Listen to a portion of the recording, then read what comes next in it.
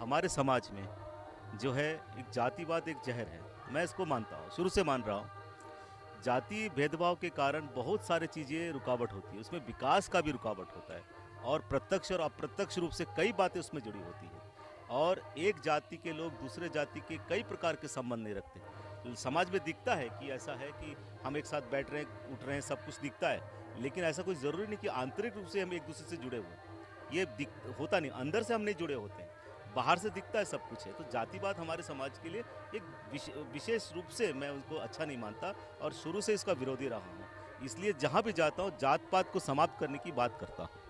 और जो आज का जो कार्यक्रम जो आज आप लोग यहाँ आए हैं, ये दरअसल राम लला की प्राण प्रतिष्ठा और राम मंदिर निर्माण हेतु हमने जो भी विषय लिया था उस पर ग्राम घोंच को जो चूंकि हमने जनपद बनाया है, सामाजिक सामाजिक समरसता के लिए ही जनपद बनाया है।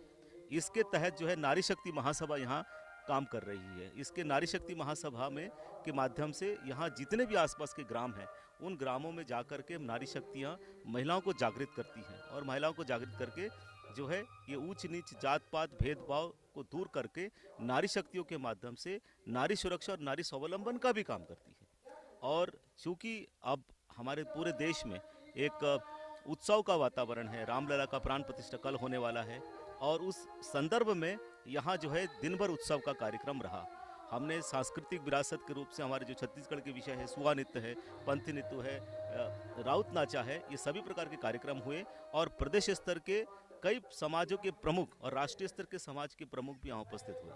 और हमारे साथ तो मेरे साथ तो साथ में खड़े ही हैं हमारे उदयभान सिंह जी चौहान। इनके बारे में कौन कौन नहीं जानता। आप आदिवासी के मसीहा के नाम से जाने जाते हैं, छत्तीसगढ़ प्रदेश के आप निर्माता के रूप में जाने जाते हैं।